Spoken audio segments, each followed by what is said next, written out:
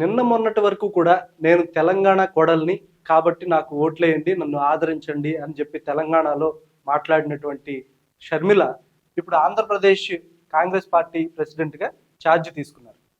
So ఆవిడ ఎలా అక్కడ రాజకీయం చేస్తారు, ఇక్కడ ఫెయిల్ అయిన వ్యక్తి ఫెయిల్ అయ్యారు అని చాలామంది చెప్తున్నారు, కానీ నేను సక్సెస్ అయ్యాను అని ఆవిడ చెప్తోంది.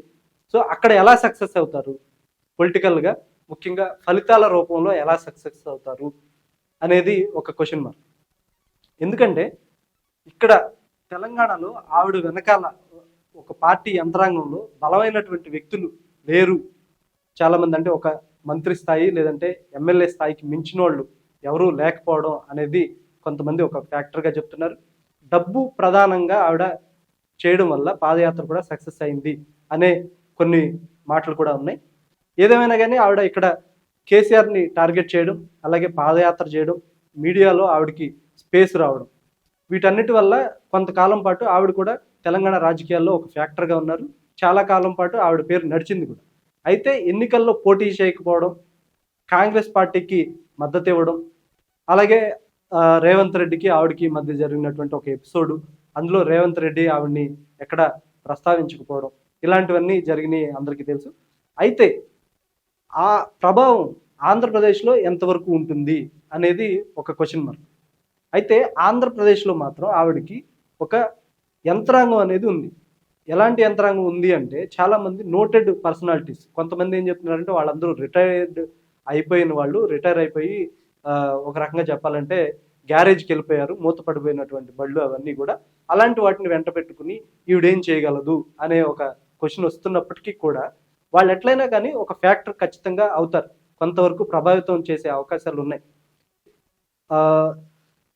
కేవీపీ రామచంద్రరావు కానీ, అలాగే రఘువీరారెడ్డి కానీ, సాకే శైలజనాథ్, పళ్ళం రాజు, సుబ్బరామరెడ్డి, చింతామోహన్, ఇలా చాలామంది కేంద్ర ప్రభుత్వం స్థాయిలో పనిచేసిన వాళ్ళు, అలాగే ఏఐసిసి స్థాయిలో పనిచేసిన వాళ్ళు ఉండడం వల్ల వెనకాల ఒక బ్యాకప్ యంత్రాంగం అనేది ఉండడం వల్ల, అలాగే ఢిల్లీ స్థాయిలో ఏఐసిసి రాహుల్ గాంధీ సపోర్టు ఉండడం వల్ల, అలాగే ఆబ్వియస్గా కొంత ఆర్థికంగా కూడా కొంచెం బలం ఖచ్చితంగా పెరుగుద్ది. కాబట్టి ఈ ఫ్యాక్టర్లన్నిటి నేపథ్యంలో ఆవిడ కొంత అక్కడ ఖచ్చితంగా ప్రభావం చూపే అవకాశం ఉంది. అయితే అది ఎంత ప్రభావం చూపుతుంది, ఆవిడ ఎంత ప్రభావం చూపుతారు, ఈ ఫ్యాక్టర్లన్నీ కూడా ఎంత ప్రభావం చూపుతాయి అనేది ఒక క్వశ్చన్ మార్క్ ఖచ్చితంగా.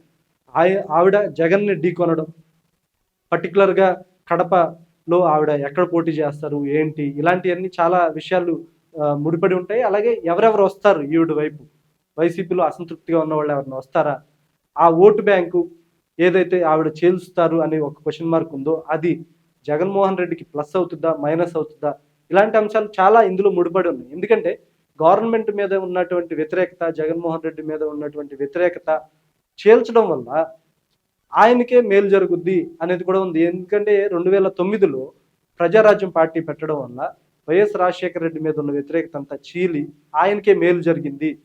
అందువల్లే 2019లో అప్పటి వరకు చంద్రబాబుతో ఉన్నటువంటి పవన్ కళ్యాణ్ కూడా ఒంటరిగా పోటీ చేశారా అనే కొన్ని థీరీస్ కూడా ఉన్నాయి. అదే థీరీని ఇప్పుడు ఇక్కడ అప్లై చేస్తే ఖచ్చితంగా అది జగన్మోహన్ రెడ్డికి ప్లస్ అయ్యే అవకాశం ఉంది. కానీ ఆవిడ ఎక్కువగా టార్గెట్ చేయడం, ఎంతమందిని ఆవిడ చీలుస్తారు అనే వ్యవహారాలు ఇందులో ఉండడం వల్ల ఆవిడ ఎంతవరకు సక్సెస్ అవుతారు అనేది వీటన్నిటి మీద ఆధారపడి ఉందన్నమాట. సో ఖచ్చితంగా ఆవిడ ఒక ఫ్యాక్టర్ అవుతారు, కొంత ప్రభావాన్ని చూపిస్తారు, మీడియాలో ఆవిడ ఒక ప్రధాన పాత్ర అవుతారు. తెలంగాణ కోడలని చెప్పుకున్నప్పటికీ కూడా నేను రాజశేఖర రెడ్డి బిడ్డని అని చెప్పి ఆవిడ ఇమ్మీడియట్గా చెప్పుకోవడం, నేనే వారసురాలని అని ప్రకటించుకోవడం తనంతట తానుగా, దానికి కాంగ్రెస్ పార్టీ వైపు నుంచి, కాంగ్రెస్ పార్టీ నాయకుల వైపు నుంచి కూడా మద్దతు రావడం. ఎందుకంటే కాంగ్రెస్ పార్టీకి అక్కడ ఎలాంటి జీరో, ఒక రకంగా చెప్పాలంటే ఎమ్మెల్యేలు కానీ, ఎంపీలు కానీ, ఇంకా ముఖ్యమైనటువంటి పోస్టుల్లో కానీ ఎవరు కాంగ్రెస్ నాయకులు లేరు. ప్రజా వ్యవహారాల్లో వాళ్ళు ఎంత ప్రభావం చూపిస్తున్నారు అనేది ఒక క్వశ్చన్ మార్క్. ఇంకొక తమిళనాడు లాంటి పరిస్థితి వచ్చేస్తుంది, కంప్లీట్గా నిర్వీర్యం అయిపోతుంది కాంగ్రెస్ పార్టీ అనే పొజిషన్లో అసలు ఈ 10 ఏళ్ళు ఆ పార్టీని ముందుకు తీసుకురావడమే ఒక పెద్ద టాస్క్. ఆ టాస్క్లో నిజంగా ఖచ్చితంగా అక్కడ ఉన్నటువంటి ఇప్పటిదాకా పనిచేసినటువంటి ప్రెసిడెంట్లు కానీ, నాయకులు కానీ కొంతవరకు సక్సెస్ అయ్యారు. ఇప్పుడు షర్మిల రావడం వల్ల ఆ పార్టీకి ఖచ్చితంగా ఒక ఊపు అయితే ఈ ఎన్నికల ముందు వస్తుంది. కానీ ఎంత పొలిటికల్గా పర్టికులర్గా పోలింగ్లో ఇది ఎంతవరకు టర్న్అవుట్ అవుతుంది, అలాగే ఫలితాల్లో సీట్ల విషయంలో ఎంతవరకు లాభిస్తుంది అనేది మాత్రం వేచి చూడాలి.